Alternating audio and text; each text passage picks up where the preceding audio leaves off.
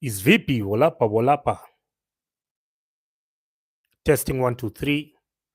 Kama mnanisikia, piga nduru, piga nduru. Kumbuka hiyo ngoma ya nini ya nonini. Piga nduru. Sijana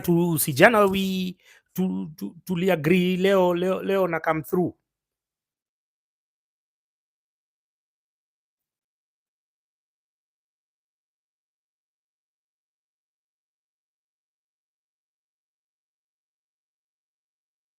Kama mko waine mnanipata, basi twende these manenos. Tunaongea juu ya these guys called the Kenya Kwisha shit show. But before tuendelee, mkumbuke hapo kwa description kuna namba ya kurusha kakiru ni lazima. Jana kuna wase wawili wali come through, wase wawili, na naona saa hii chat imeonwa karibu na watu ngiri 3. Hiyo sio percentage yenye tunataka. Kakiru, if you want me to be coming live on the daily, on the daily bana, if you want me to be coming live hata kama ni just 1 hour per day, Kakiru ni lazima murushe kakitu. Hiyo sio ati hamtakuwa tu mnarushia hamtakuwa mnarushia tu nyako float yote. As Joel Henry saying, no nini aliapologize. Yeye alifanya makampaign, alifanyia kina Sakaja campaign, akafanyia Kenya Kwisha shit show campaign. Nao unaona vile nao wamefanya economy. Yeye paka imebidi amehama, anaishi state 2. Kwa hivyo inabidi hata wale wa mama, wale washenzi, wale wa Murang'a wote, mtu yoyote alisupport Ruto publicly, asikunywe na asikae na amani, sikule na amani.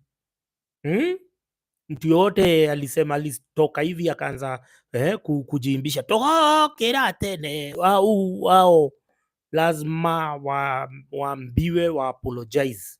Kama si hivyo hawawezi kaa na sisi na amani. Kama ni watu wa church, nyinyi nilimwambia muache kwenda kanisa. Hii pesa mumepatia watu wa kanisa ndio inawafurisha kichwa. Wamefura vichwa kwa sababu ya hela yenyu, na bado hawatosheki. Wanakula hela yenyu ya 10% na wanakula za gava, wanakula za Ruto. That's why should you continue going to that church? These churches have become sellouts. Makanisa mbwakni. Lakini nyinyi mtasikia, nyinyi mtaendelea tu kuwapelekea do. Mchungaji anunuliwe gari, mchungaji anunuliwe iPad, mchungaji. Nyinyi mtajifikiria lini nyinyi wasenge, nyinyi mtajifikiria nini? Kila wakati kanisa nini? How do we move forward? Kenya Kwisha shit show, mnawaona hakuna kitu wamefanya. These guys have already started campaigning. They haven't done anything. Hakuna hata ka hospitali kamoja wamejenga, hakuna hata ka barabara kamoja wamejenga. Kila kitu ni wana relaunch ma project mzee. Kila mahali wakienda, makanisa wamekaa hivi, kuko na hema, kuko na mapasta hapo nyuma, they're just talking nonsense every morning till evening, just talking nonsense. Tutafanya, tumetenga, nini. 1 year imepita. 1 year has gone without these guys doing anything. These guys ni ma press release tu. Leo wametoa press release, sijui tumegazeti nani, sijui tumefanya hivi, nao hiyo ni siku moja imeisha. Hiyo sasa wamefanya kazi. Wanakuja na ingine the same shit morning till evening. These guys don't get tired. Tumekaa hivi tumechill, ndio hiki kinugu kingine kinaitwaje, Samson Cherargei, na yeye amekuja na dimensions zingine sijui za term limits. You know, we cannot hata atupumui na amani because of these bastards. They're just thinking of ways of PR every morning till evening. Ni PR. How can we PR our way out of this?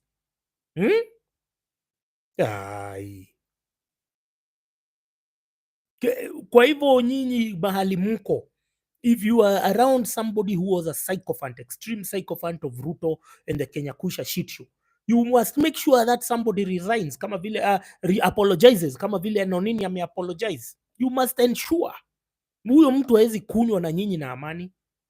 Hawezi kunywa na nyinyi mkikunywa Kapombe akuje hapo aanze kumwambia unajua Ruto nini. Don't give them peace kwa ma WhatsApp groups au ma psycho fans wa Kenya Kwisha shit show. Mtu akikuja kuongea umafi yake hapo, unamwambia wewe, hebu nyamaza kwanza, you need to apologize. These guys, umeona budget yao ya kutravel? Umeona, have you seen the budget of traveling? How much they've spent? Ruto and Rigiji, sijui they've spent 1.4 billion in 6 months. Na tu wanasema we inherited a dilapidated economy. Hiyo ndio imekuwa chorus, hiyo ndio imekuwa wimbo. John Otinga, asanti kwa kunirushia so moja. Lakini tulisema hivi wase, kama unarusha kakitu, namba ya M-PESA iko hapo kwa description. Sijajua vile naweza pin kitu hapa. Iko hapo kwa description kwa sababu unajua hawa wanugu sasa wanataka kukatanga 30% hawa wasengerere. Hawa wasengerere.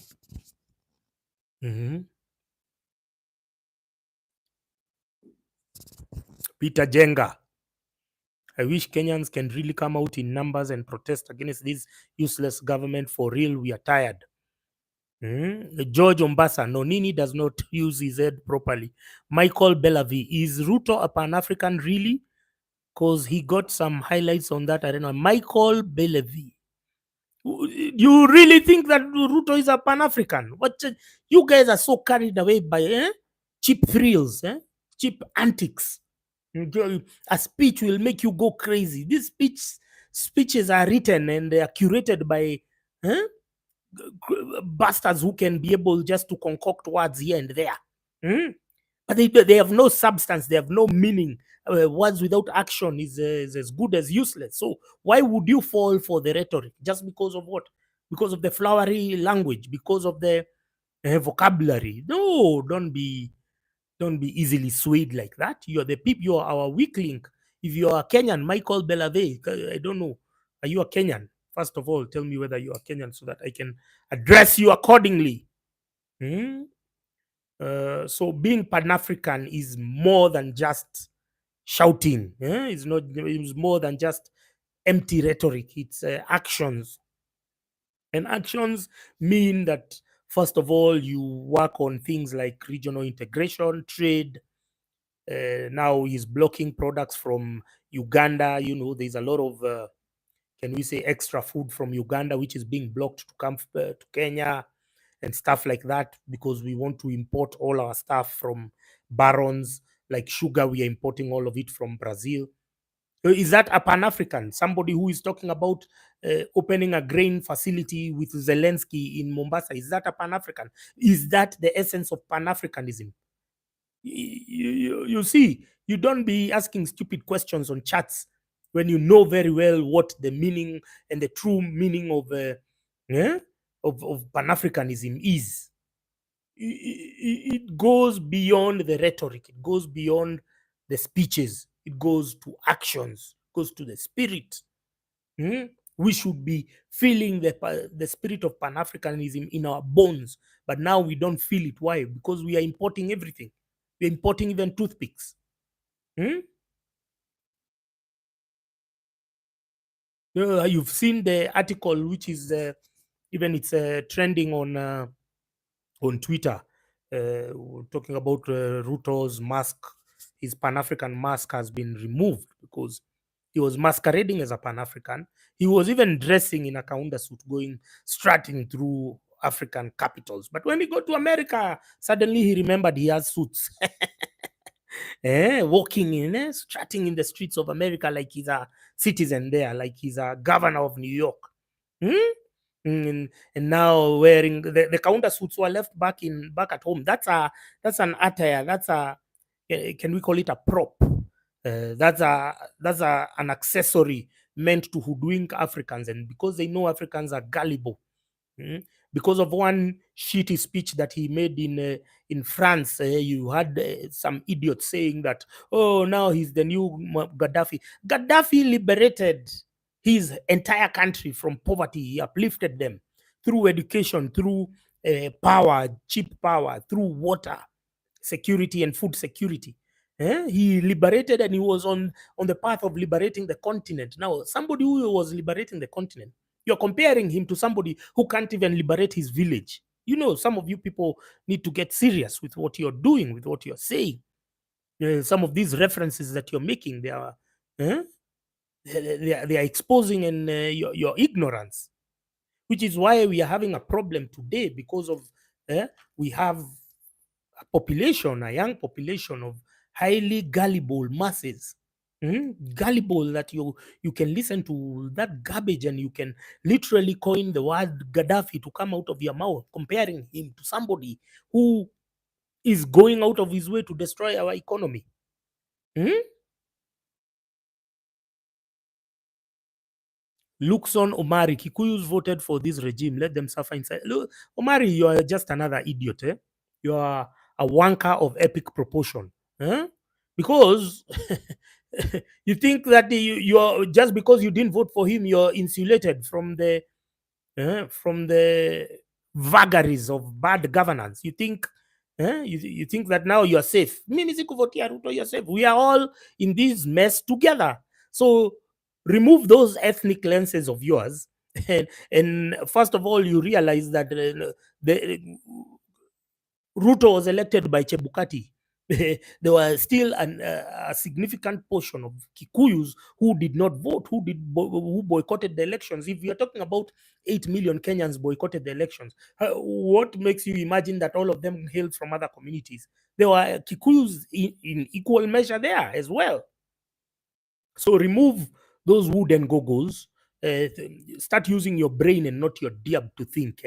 Yeah, we are not here to perpetuate ethnocentric narratives and stereotypes. We are here to talk about solutions. What will we do so that we cannot be as stupid as our parents and our grandparents who constantly fell for this rhetoric and have been maintaining the people, the most corrupt people in office.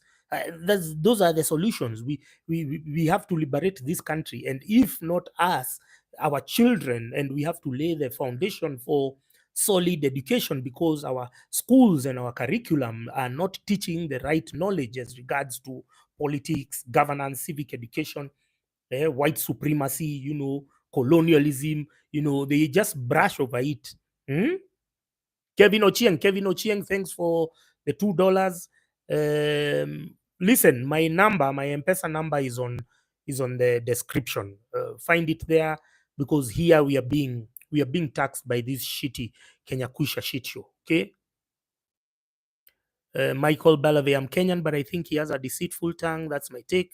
He's a cabbage, as you've clarified. Yes, I can admit I was blinded. John Kamau, if you are blinded, you must apologize. But admitting comes with apology. Ati governor wa New York akizurura, God's favor. Yeah, but let's go. Martin Odur, do we have a practical solutions? Martin Odur, these are the solutions, and we've been discussing about them time and time again. We've been discussing that this is the solution that we are going to implement. Number one, we stop obsessing about the presidency. While it is important, but let's understand that the devolved positions are the most important. So, talking about your MCA, your MP, your senator, your women rep, your governor. Let's forget about the president and the deputy president for starters.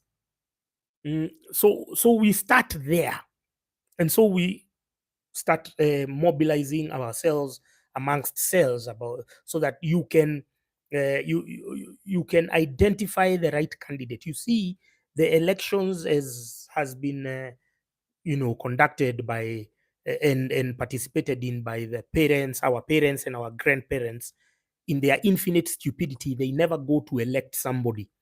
They can hold a grudge with somebody, and uh, in after 5 years, they are going to punish him. They are going to send him home, which is what they've been doing with Raila all along. They've been saying tunaenda kutuma Raila wapi Bondo, because of their infinite stupidity. Their stupidity knows no bounds. These are your parents and your grandparents. First of all, we have to ensure that they don't vote again. We have to, one way or another, we have to ensure they stay home, because these are the most untrustworthy people. The boomers, your parents and your grandparents, they've been the weak link in our politics. So they never vet, they never prepare, they never groom leadership. Your parents never groom you even to inherit their property. They never groom you. That's why you are seeing there's a lot of fighting amongst families. You understand? They are fighting because these old mzes or their moms never left a will. They were not organized enough to leave wills, and they were chancing through life. And so it's the same. You need to look at that, the dysfunction in the family units, in the nuclear family units and extended family units, that dysfunction has come to the national. So just like they don't groom their successors at home, they never groom political leaders or whatever leaders. They just chance into office. And right now, I've told you, they don't, like now, the stupid idiots in my community of Thika, they are old bastards, because I am always challenging them that they are a bunch of retarded idiots who have condemned like my community. There are no public spaces, green spaces. All of them have been grabbed by the elites of the area who are worshipped in church. And so, because I'm challenging them, instead of them grooming somebody to replace me, somebody who is better than me, they are preparing and they are sowing the seeds that come 2027, they want to punish me for my comments. You see the stupidity. Now we just need to retune how you approach politics. And retuning means that now you are not going to punish somebody, you are grooming somebody, you are preparing somebody, you are identifying and promoting that character that you want to be the MCA, that you want to be the MP, that you want to be the senator, the governor. You start grooming him early. You start mentioning, with your mouth. There's a song by Nas and Damian Marley that says, speak life. So you speak life into this person and their candidacy. Secondly, you start volunteering for their campaigns. And right now, you don't need to do much. You already have the tools, you already have the social media capital and clout. Then you start promoting their bid. You start now. You say, me, I want to vote for this guy. If you come from this community, this whatever, after you go through the process of identifying the right person who espouses your ideals, who espouses your aspirations, where do we want the country to be within the next 20, 30 years? There is a page I'm seeing on TikTok, and every day I'm just amazed. They put a reference. Qatar was like this 20 years ago. If you see Dubai, UAE, how it was just in the 1990, I was alive. If you see, it looked just like what Kenya is today, but now they are miles ahead. It almost looks like a utopia. You see? So in the same light, in the same vein, start grooming your leaders. Start listening to what they are saying. Start looking at what people are posting on social media. There's no way you will elect Jaguar. There's no way you will elect KRG the Don and expect them out of the blues to come and now whatever. They don't have any interest in they don't have any interest in, you see, Africa. You see, already we are already casting doubts on our aspirations. You see, Africa tour by African, you look at his comment over there, very misplaced comment. Ati pesa ya mafuta, brother. They want to mean that UAE is the only country which is an oil producer. That's what they want to mean. Nigeria has oil. Angola has oil. How many other countries have oil which are poor? So nobody wants the narrative. Nobody wants the reference that UAE is where it is because of good governance, because of transparency and accountability in how they run their country. They don't want that narrative to work. They want to say, hiyo ni pesa ya mafuta. Uganda has oil, Congo has gold, has uranium. Well, it's a shithole country. Why? Because of corruption. Yeah. So there will always be people like this guy called Africa Tour by African. Gabon is also an OPEC member. They also have a lot of oil. What are they? They are poor. It's a shithole country. But Africa Tour by African does not want that narrative.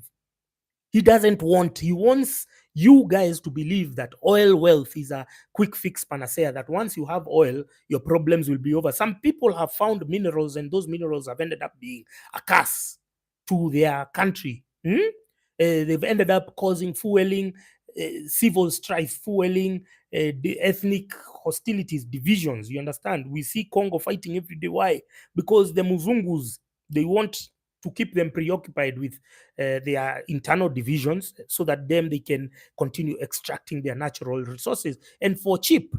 Hmm? You see, so Venezuela the same.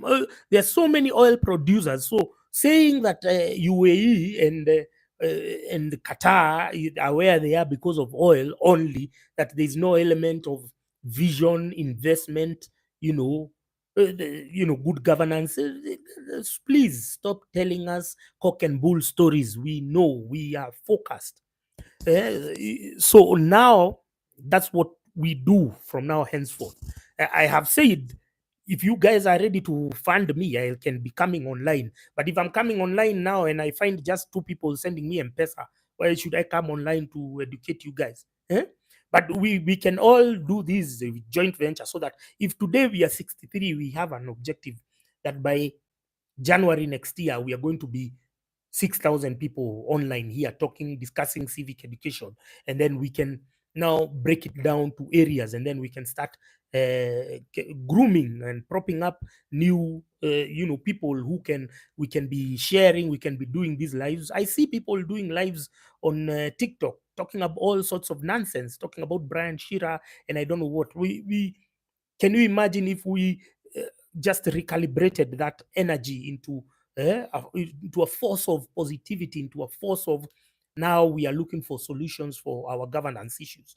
Because all of us can't run away to Canada. All of us can't run away to Germany. All of us can't run away to Middle East. There has to be those who are left behind who will take care of your interests because you, when you're out there as members of the diaspora, you are now the biggest source of foreign exchange for the country. This regime, especially the Kenya Kwisha shit show, they want to destroy coffee, they want to destroy tea because they've realized we don't need now those products. Tourism is dead. Don't be cheated by anyone. It's only a small niche of high-end tourists who come like to Masai Mara and whatever. That's just a niche, a small niche. If you go to Mombasa, Malindi is dead. I mean, just look at Malindi on TikTok. You will see empty hotels.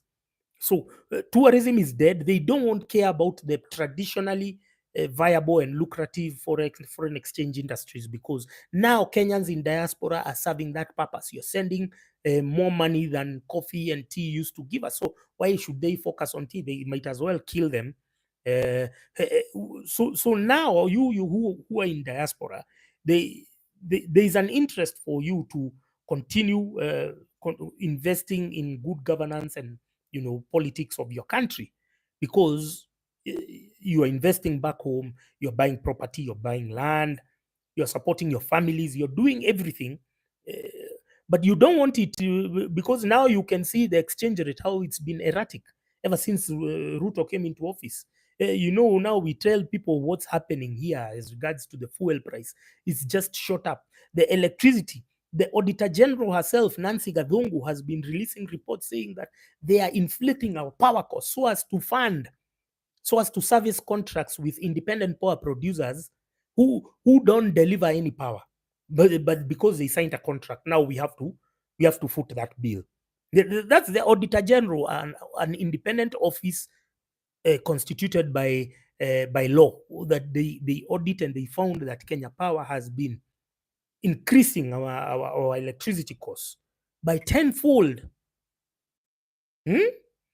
Babila namba ya M-PESA iko kwa description. Please, I don't know how I'll pin it there, in the next. And then you'll just see my name. Iko nini. You'll just see it in my description. So you who are in diaspora, you need to understand that this government is targeting you. They want all your money. So sooner or later, you saw what they did with us content creators. Now you're saying I'm telling you not to send me these gifts on YouTube because they are going to be deducted 30% by KRA. Now, these KRA wankers, they want to be deducting content creator earnings, and they are not deducting the profit.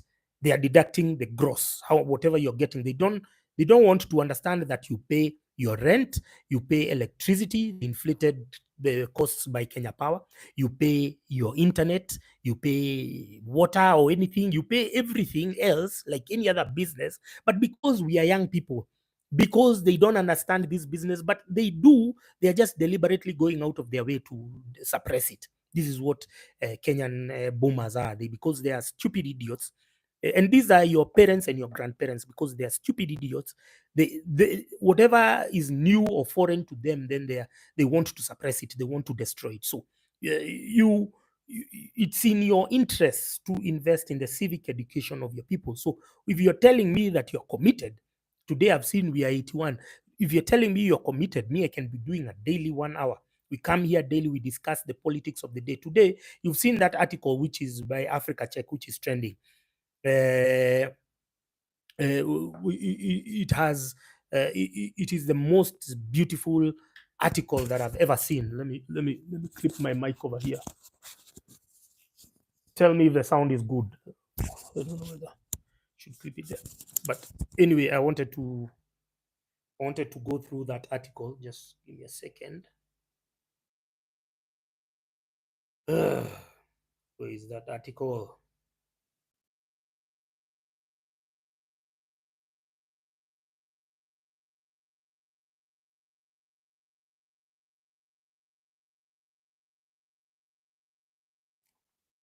William Ruto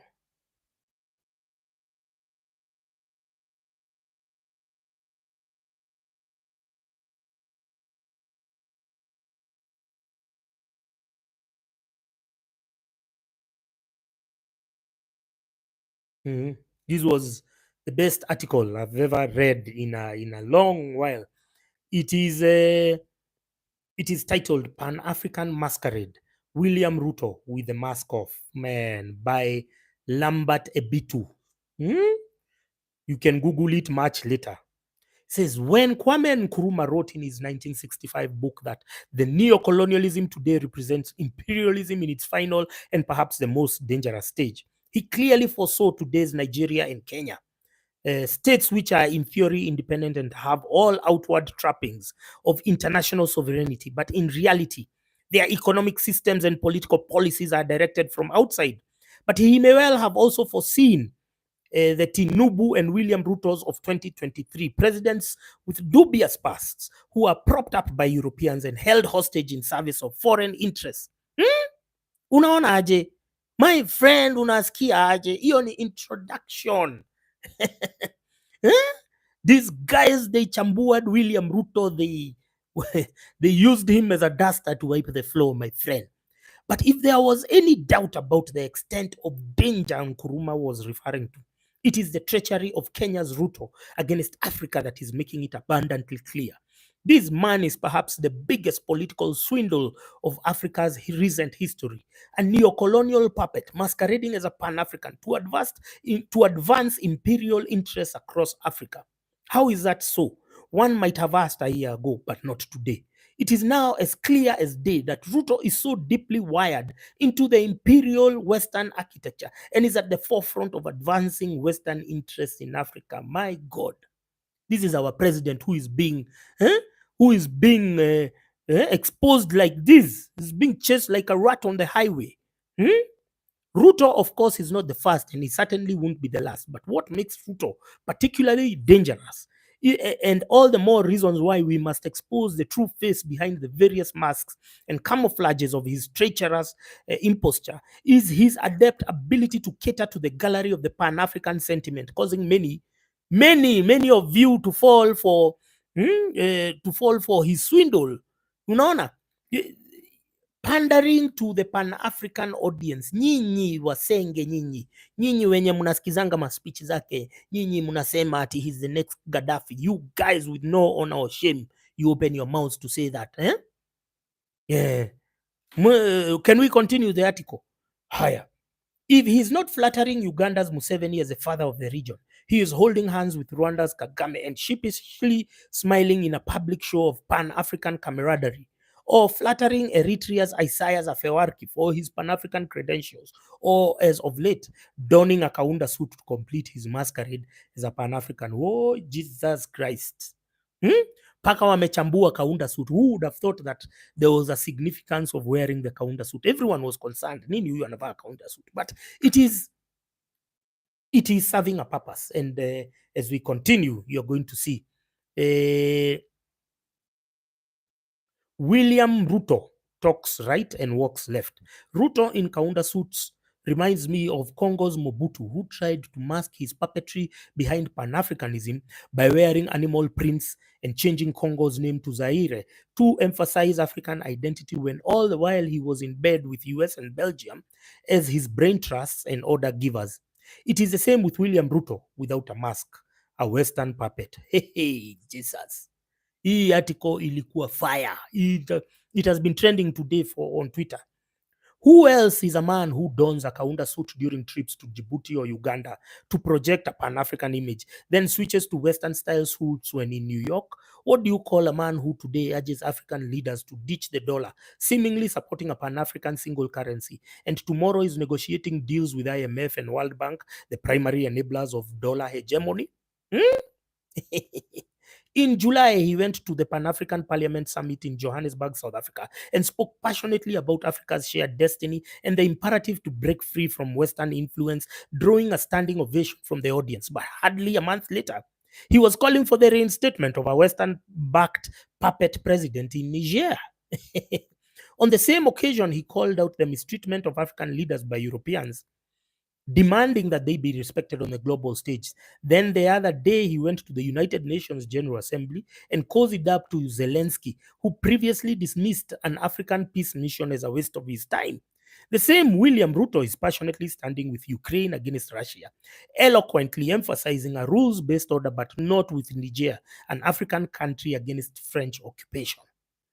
During the 5th mid-year AU meeting in July, he eloquently asserted that the Pan-African movement has always been about sovereignty and agency. Yet, the other day at the UN General Assembly, he was in closed-door meetings with US leaders to complete plans to dispatch Kenyan soldiers to violate Haiti's sovereignty and undermine its agency on behalf of the US. On the same AU occasion, he spoke of Pan-African transformation through self-reliance. But the other day, only a little more than a month later, he offered to outsource Mombasa ports for grain imports from Ukraine instead of encouraging grain production in Kenya. Tuendelee ama tusiendelee? The same Ruto previously spoke so glowingly about the Africa Continental Free Trade Area after, only to sign the Economic Partnership Agreement EPA with EU days later, a direct contravention of the AfTA agreement, and one might add a sabotage of it.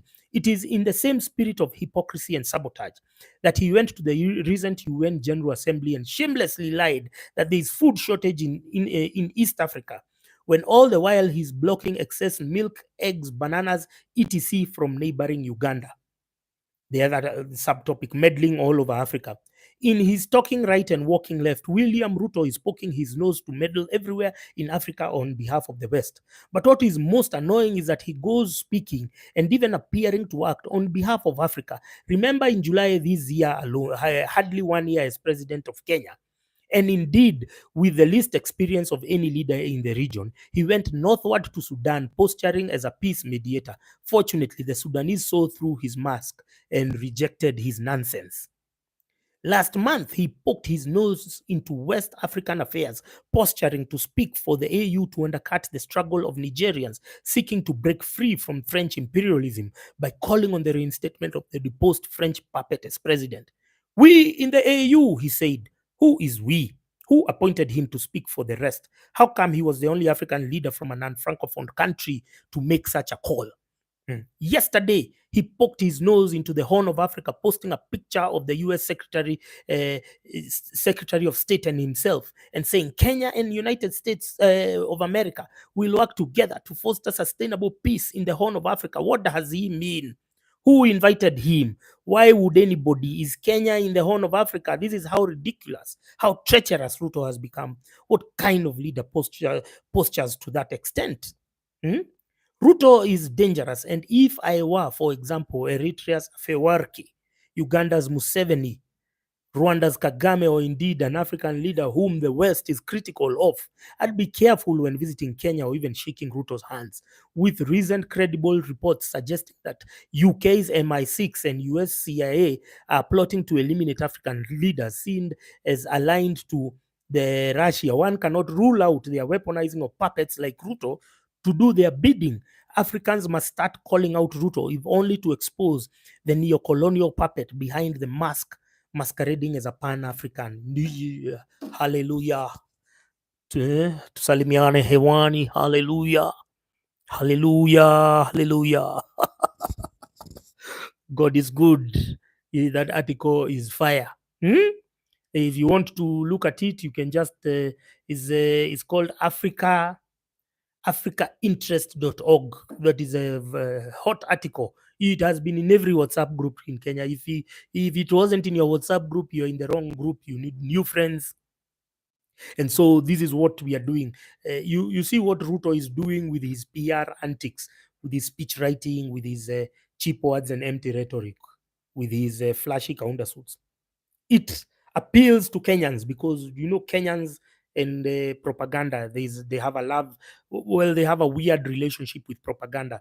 They know that they are being lied to, but they want to keep on listening to it. It's almost like chicks who like being hoodwinked by guys. They like being told sweet nothings. You see, so it's like Kenyans. That's their relationship with propaganda, with media. But there are some people in Africa, I mean, they don't operate like that. And this is why the blowback is very instant. It didn't take long for them to unravel President Ruto and his contradiction between his words and action. So being Pan-African is not just by, it's not words, it's more than words, it's action. It is deliberate, it is intentional. There has to be efforts to ensure that we are not, the government is not the one. How can you be a Pan-African and then you are the one who is coming to sell slots to people to go and work in Germany? That the president of Germany came, I don't know the president of where, that the government is the one which is now coordinating how to move people to look for greener pastures. They don't want to water our grass here at home. They want to ensure everything is status quo. The less we are, the less challenge and headache he has to deal with people. So what is it? He comes and tells people there are opportunities in Canada, in where?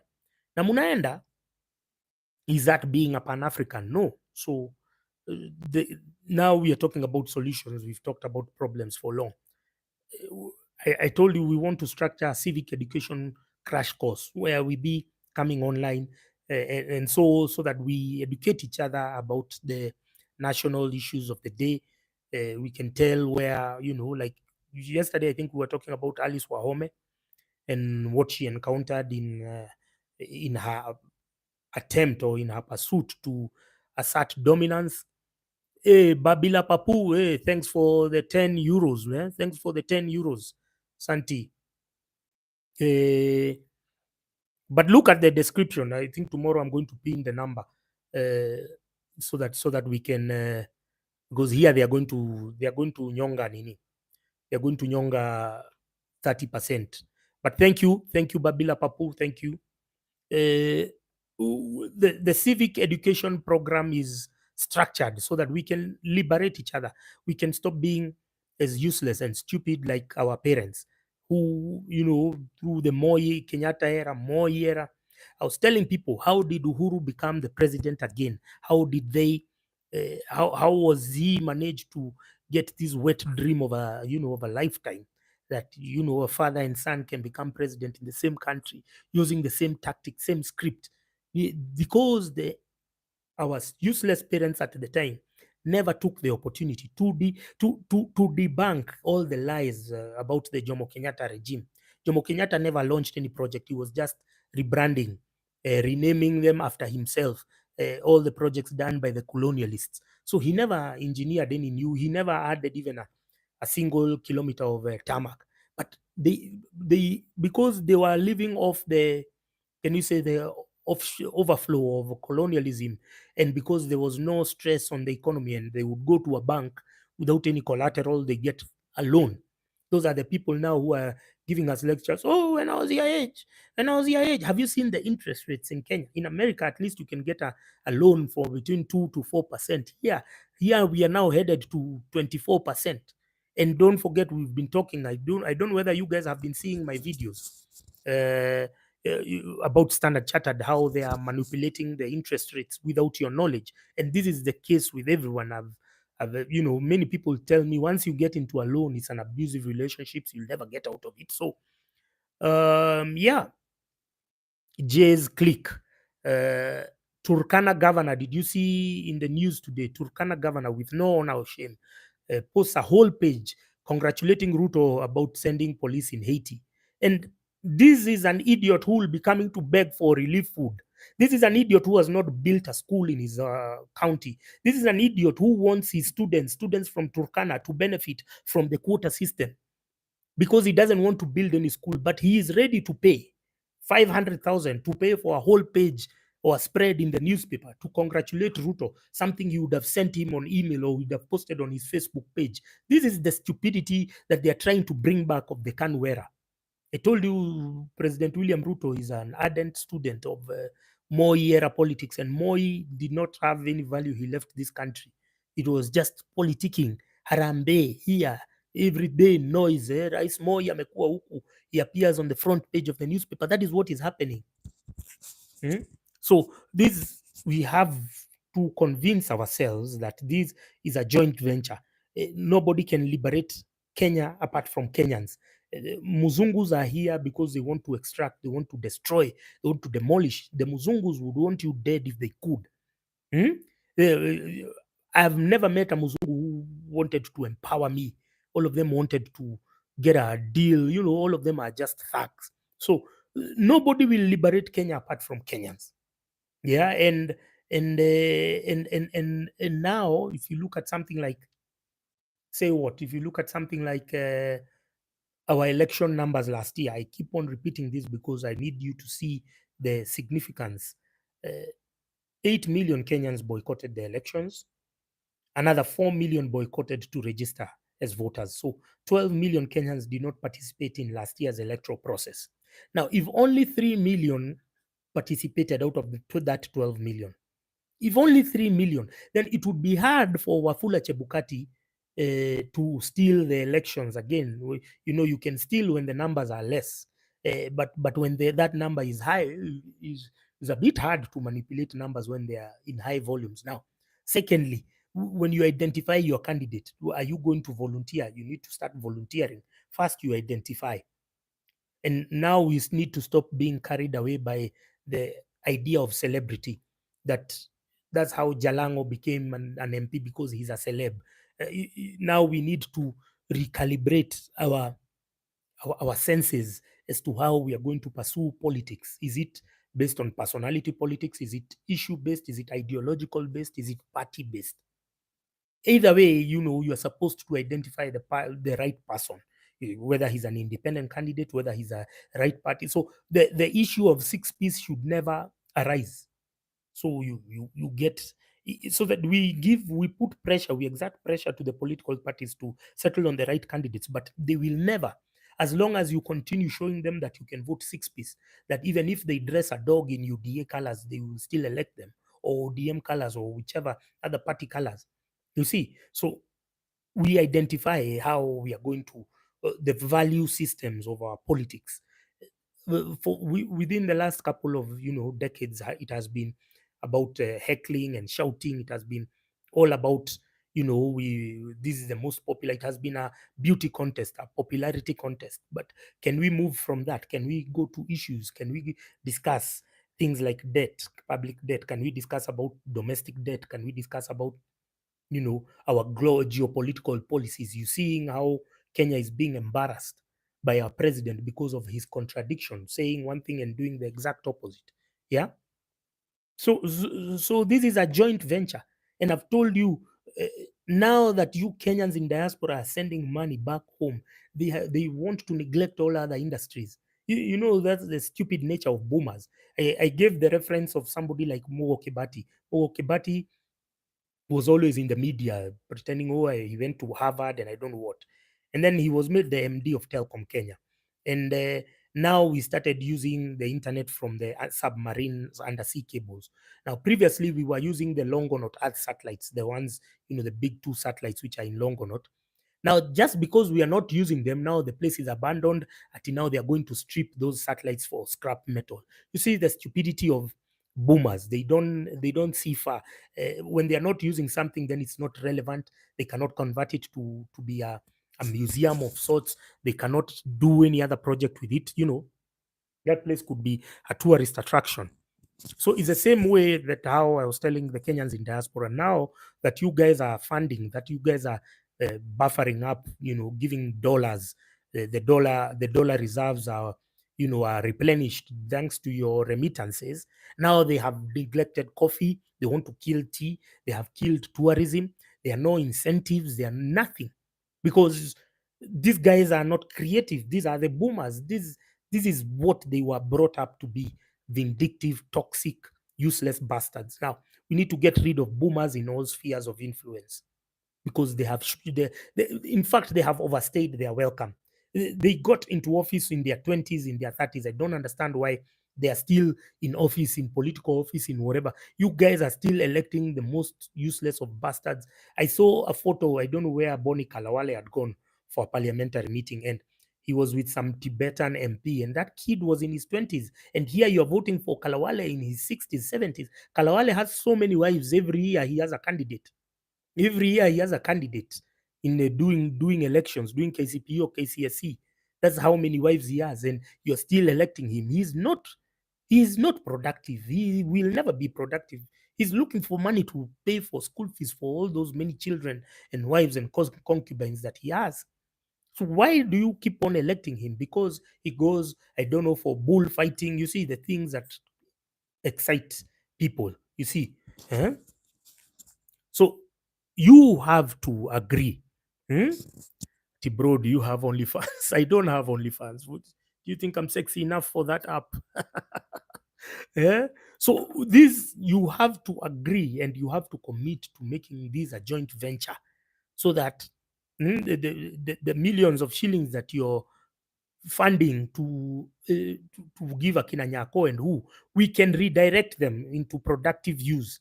We can redirect them to talk about things that matter to us, talking about healthcare, talking about roads, talking about security, talking about immigration things, every day. And I've already covered most of them, like I think I was the first one to talk about passports in Kenya and their delays.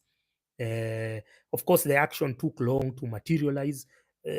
So, bold Reaper, why am I bald? I don't know.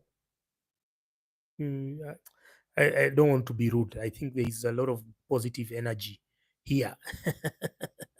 There's a lot of good vibes, good vibes, good vibes. So if you're committed, then me, I can be giving you a day, an hour every day. I come here before I sleep. We do an hour. We talk about what's happening in current affairs in Kenya, in Africa. We can, today we are 108. I can see 108. That's a good improvement. So if we can be increasing like that, exponentially, we can increase like that, and then we have 1,000 people, we have 10,000 people. We are talking about good governance.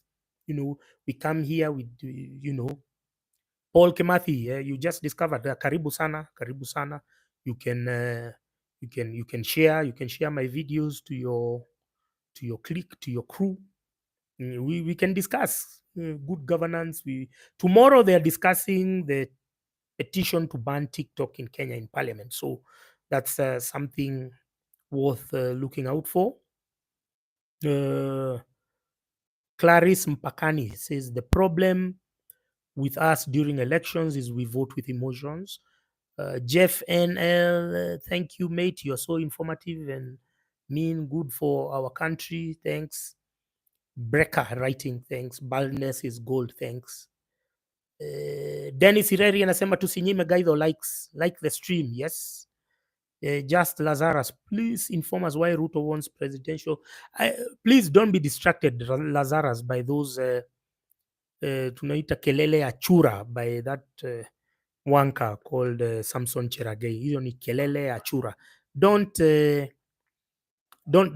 be distracted. Let's stay focused with our agenda, our trajectory of civic education. Don't be the things you see me not address. Don't take because right now I have the tools to know which is a distraction tactic, which is a real and genuine concern that should be ventilated. Yeah. Ketofia investment. I'm a big fan. Thanks, Owiti. League Shui. Where is that article again? Go to my TikTok. My TikTok is F Gaitho 237. Not TikTok. Twitter. X. Is it X or Twitter? F Gaitho 237. I've posted it there. I think I have mad retweets, man. Navigator One, I like your eloquence and the way you tell them stands them more. Thank you, Navigator One. Timothy Kabithi, thanks for the insight on bank fraud. Thank you. I'll continue. There are so many parts. I have a big document, a huge document on that story. I have I don't know, I have huge documents on that matter. So I'll continue. Be careful. Be mindful of your bank statements. These bankers want to steal your money. Yes, John Kamau. Yes, it's my account on TikTok. So we can agree. I can be doing this 4 or 5 times a week. We come here on weekdays. We talk about whatever is happening in the country, and you have to make it worthwhile. Once again, my number is in the description. Dennis Ireri, have I heard of Gaddafi's son looking to make a comeback in Libya? I don't think it's him. I think even the West will push that because they never thought the shit show that was Libya as regards to ethnic and tribal fragmentation and all the fault lines. They never thought that it was that prevalent. They thought it was just another walk in, walk out. We kill Gaddafi. Things they will get a new president, and we can steal the oil. That's what Obama, in his stupidity, he thought. Obama, I'm seeing he's suffering. Obama, I'm seeing he's suffering. A chef died in his in his house. Now he's selling his Martha's Vineyard house. They will not live in peace, these guys, because of the crisis that they inflicted in Africa and other parts of the world, in Syria, and whatnot. So they will not live in peace. So Gaddafi's son may come because of pressure from the West, because they need a unifying factor, and he's probably the closest that can come to it. Great podcast, keep it up. I'm your fan. Will support you. And Gevi Wakaran Wasanti, Jesse Abok, Gaithio must represent us in Parliament. Thank you. Navigator One, you're very knowledgeable in terms of political happenings, and you're brave. Thanks, Navigator One. John Kamau, Obama's daughter was posted smoking weed. Obama is such an idiot. What's my take on Trump comeback? You need to get this, straight as Kenyans. Trump and Biden are two sides of the same coin. So Trump is not coming to be a good person for Africa or for Kenyans or for anyone. Trump, if you look at the issues that dear to him, is immigration. Remember that even when COVID came, the first COVID protocols that America implemented were closing the embassies because they didn't want foreigners. We are the ones who they were any opportunity for them to exhibit their hate for foreigners, especially black people, they will exploit it to the fullest. So whatever Biden did was only a carryover from the Trump era. So Trump don't think he's there for your interest. He's not he's nothing. There's nothing. Don't expect anything, because if you remember, even they killed that Iranian general. What was this? Was it Soleimani or something? they killed him, they assassinated him, and now Iran bombed, I think, the US base somewhere, and it was crazy. It was on the brink of a major war. So these guys, they are on their own, these Muzungus. So don't think that anyone is there for you. At the end of the day, we have to liberate ourselves. Zakayo anataka kurule forever. Victor Muthura, it's because the wife is rumored to be transgender, the blah blah blah. What's your view, Pale Azimio, with Kamwene outfit? Duncan Budia, I've told you there are stories which are planted by NIS to distract your collective attention. Don't take them seriously, Duncan Budia. Yeah, so I have 4 minutes. Can feel last questions. Any last questions?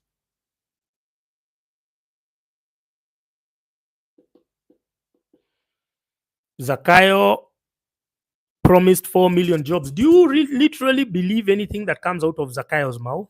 Really, really, really, really? Do you guys sit down to listen to that guy, man? That guy is a pathological liar. Hmm?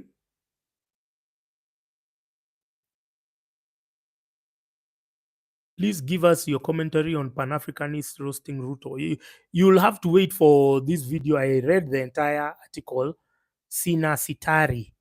I read the entire article over here. So you'll have to wait. Once I finish this, I think the recording will still be available online. So I'll have to finish this. But I thought he went to visit the president of TikTok, or was it a PR show? No, they did. He didn't go to visit him. They had a teleconference. Mm, yeah, they had a teleconference. So, and tomorrow the ban is being discussed on in Parliament. But the petition has been filed by an individual. But obviously, this individual has been funded or sponsored by the government. Mhm.